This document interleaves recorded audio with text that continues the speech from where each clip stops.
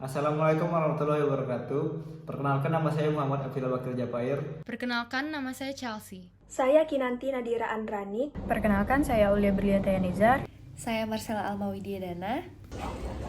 Saya Nuranda Aisyah Farma. Perkenalkan, nama saya Muhammad Rikausar Putra.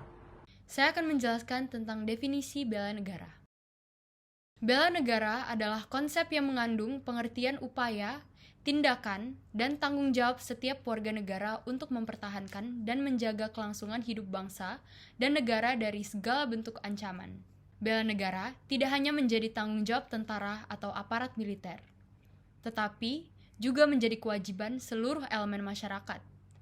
Hal ini melibatkan seluruh aspek kehidupan dalam negara, mulai dari keamanan fisik, kesejahteraan sosial, politik, hingga budaya. Di Indonesia, bela negara tidak hanya diwajibkan dalam konteks pertahanan dari ancaman luar, tetapi juga dalam mengatasi masalah internal seperti konflik, ketidakadilan, kemiskinan, dan ketimpangan sosial yang dapat menjadi ancaman bagi stabilitas negara. Tugas bela negara menjadi lebih kompleks, tidak hanya mempertahankan wilayah teritorial, tetapi juga memperjuangkan kesejahteraan dan keadilan bagi seluruh rakyat. Jadi saya di sini akan menjelaskan beberapa undang-undang dasar hukum bela negara. Yang ke-1 itu ada pasal 27 ayat 3 UUD 1945 yang berisi, setiap warga negara berhak dan wajib ikut serta dalam upaya pembelaan negara. Pasal ini bermakna bela negara itu bukan hanya sekedar dalam dukungan fisik, tetapi dapat juga seperti dengan menimba ilmu yang banyak agar kedepannya dapat bermanfaat bagi negara. Terus yang kedua, itu ada pasal 30 ayat 1 yang berisi, tiap-tiap warga negara berhak dan ikut serta dalam pertahanan dan keamanan negara.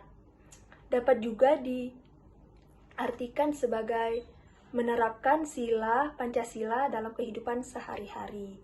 Yang ketiga, itu ada pasal 30 ayat 2. Usaha pertahanan dan keamanan negara dilaksanakan melalui sistem pertahanan dan keamanan rakyat sebagai kekuatan pendukung. Jadi perlindungan terhadap NKRI ini dilakukan oleh TNI dan Polri, dan rakyat itu sebagai pendukungnya. Terus yang terakhir ada Undang-Undang Nomor 23 Tahun 2019 tentang pengelolaan sumber daya manusia dan sumber daya alam dalam rangka pertahanan negara. Di sini saya akan menjelaskan tentang komponen dasar bela negara. Komponen dasar bela negara adalah unsur-unsur yang menjadi dasar dalam membangun kesadaran dan tanggung jawab warga negara untuk turut serta mempertahankan kedaulatan negara. Secara umum, ada 5 komponen utama dalam bela negara, yaitu yang pertama ada cinta tanah air, yang kedua kesadaran berbangsa dan bernegara, ketiga keyakinan pada Pancasila sebagai ideologi negara, yang keempat kerelaan berkorban untuk bangsa dan negara, dan yang kelima kemampuan awal bela negara. Bela negara juga berkembang seiring dengan perubahan ancaman yang dihadapi. Selain ancaman militer, kini juga ancaman non-militer seperti isu lingkungan, keamanan siber, dan kesehatan masyarakat juga menjadi perhatian. Oleh karena itu, bela negara tidak hanya menjadi tanggung jawab pemerintah, tapi juga seluruh elemen masyarakat melalui pendekatan yang lebih inklusif dan multidimensi. Sebagai bagian dari upaya untuk meningkatkan kesadaran bela negara, pendidikan menjadi instrumen utama. Pendidikan formal maupun informal dapat digunakan untuk menanamkan nilai-nilai dalam bela negara sejak dini. Penelitian menunjukkan bahwa kesadaran bela negara yang ditanamkan melalui pendidikan efektif dalam membangun rasa kebangsaan dan tanggung jawab sosial di kalangan generasi muda. Kali ini saya akan menjelaskan tentang esensi bela negara. Dalam konteks kehidupan sehari-hari, makna bela negara melampaui dari kewajiban formal yang diatur oleh hukum. Pasal 27 ayat 3 dan pasal 30 ayat 1 UUD 1945 mengamanatkan bahwa setiap warga negara memiliki hak dan kewajiban untuk ikut serta dalam usaha pembelaan negara. Namun, implementasinya juga melibatkan hal kecil yang mencerminkan kepedulian terhadap sesama di lingkungan. Misalnya, mematuhi peraturan hukum, menjaga kebersihan lingkungan, aktif berkontribusi dalam pembangunan masyarakat, hingga melestarikan budaya lokal. Semua tindakan tersebut adalah bentuk nyata dari bela negara yang dilakukan dalam kehidupan sehari-hari. Bela negara berfungsi sebagai alat untuk memperkuat ketahanan nasional di berbagai sektor, seperti sosial, ekonomi, budaya, politik, dan pertahanan. Dalam bidang sosial, bela negara mendukung persatuan dengan mempromosikan toleransi dan kerukunan di keberagaman. Di bidang ekonomi, kontribusi terhadap kemandirian bangsa dapat dilakukan dengan mendukung produk lokal, meningkatkan produktivitas, dan memperkuat UMKM. Dalam aspek budaya, bela negara melindungi identitas nasional dari pengaruh budaya asing dengan melestarikan tradisi dan mengenalkan budaya lokal ke dunia internasional. Secara politik, bela negara memperkuat demokrasi dengan mendorong partisipasi aktif warga negara dalam proses politik. Dalam pertahanan, bela negara melibatkan masyarakat sipil dalam menjaga keamanan dan menghadapi ancaman yang dapat merusak stabilitas nasional. Semua upaya ini bersama-sama memperkuat kedaulatan bangsa. Urgensi bela negara. Esensi dan urgensi bela negara ini tidak hanya menjadi tanggung jawab militer semata, tapi juga menjadi tanggung jawab kita bersama.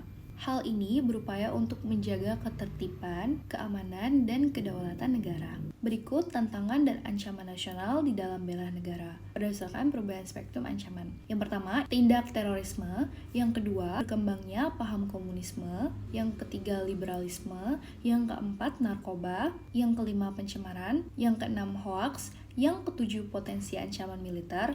Yang kedelapan, konflik sosial, dan terakhir 9 itu LGBT. Selanjutnya, kontribusi bela negara bagi generasi muda. Kesadaran bela negara itu terbangun melalui cara pandang yang berhubungan dengan sejarah kebudayaan bangsa Indonesia, serta falsafah ideologi Pancasila. Tahanan dan keamanan Hankam dalam perwujudan cinta tanah air yang dapat dilakukan generasi muda saat ini ialah melalui karya yang bermanfaat bagi bangsa dan negara Indonesia, seperti meningkatkan diri menjadi orang yang profesional berdasarkan bidang dari tugasnya, guna mengangkat harkat dan martabat bangsa Indonesia di dunia internasional. Nah, ada lagi era globalisasi bagi bela negara di kalangan generasi muda. Seperti contohnya kita sebagai seorang mahasiswa.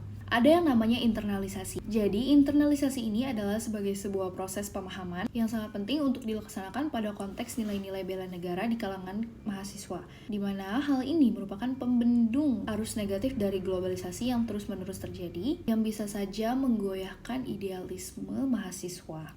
Nah, oleh karena itu, internalisasi ini sebagai bentuk penerapan nilai-nilai bela negara di kalangan manusia yang harus menjadi prioritas utama dalam proses menyelamatkan generasi muda dari suatu kehancuran yang dimana diakibatkan oleh pengaruh globalisasi atau pengaruh negatif dari globalisasi itu sendiri. Akan membacakan mengenai implementasi bela negara. Menurut Arianto, tahun 2013, seorang warga negara dapat melakukan upaya bela negara dengan cara rela berkorban demi bangsa dan negara. Hal itu berarti seseorang harus dapat mendahulukan kepentingan umum dibandingkan dengan kepentingan dirinya sendiri. Salah satu contohnya adalah dengan rela bergotong royong untuk membantu orang yang sedang terkena musibah, seorang atlet yang rela bekerja keras, mengorbankan waktu dan tenaga untuk mengharumkan nama bangsa, seorang tentara yang menyerahkan hidupnya demi mempertahankan dan menjaga keamanan negara, dan lain-lain. Dalam kehidupan masyarakat, banyak hal sederhana yang dapat dilakukan sebagai upaya bela negara melalui nilai rela berkorban seperti mematuhi peraturan yang ada di lingkungan masyarakat demi kepentingan bersama, ikut serta dalam kegiatan gotong royong, dan lain-lain. Dan juga ada beberapa program pemerintah dalam mengimplementasikan bela negara. Yang pertama, ada pendidikan kewarganegaraan. Nah, pendidikan kewarganegaraan ini bertujuan untuk membina kesadaran peserta didik dalam pembelaan negara, serta menanamkan komitmen kebangsaan. Yang kedua, ada pembinaan kesadaran bela negara. Program ini ditetapkan melalui Peraturan Presiden berdasarkan Undang-Undang Nomor 23 Tahun 2019. Dan yang terakhir, ada program PCTA. Program ini merupakan upaya untuk menumbuhkan jiwa nasionalisme, persatuan, dan kesatuan pada generasi muda. Jadi yang terakhir ada kesimpulan. Jadi bela negara merupakan wujud kecintaan dan tanggung jawab warga negara dalam menjaga kedaulatan, keutuhan wilayah, dan keselamatan bangsa dari ancaman, baik dari dalam maupun luar negeri. Dengan dasar hukum yang kuat seperti Undang-Undang Dasar 1945 dan Undang-Undang Nomor 3 Tahun 2002, bela negara memiliki esensi penting sebagai upaya menanamkan nilai patriotisme, solidaritas, dan semangat kebangsaan. Urgensi bela negara terletak pada kemampuan menghadapi tantangan dan ancaman nasional yang terus berkembang, seperti ancaman fisik, ideologi, maupun teknologi. Generasi muda memiliki peran sentral dalam memberikan kontribusi nyata melalui penguatan wawasan kebangsaan dan keterlibatan dalam program pemerintah, seperti pendidikan kewarganegaraan, pelatihan bela negara, dan pengabdian masyarakat. Implementasi ini menjadi dasar kokohnya persatuan dan ketahanan bangsa.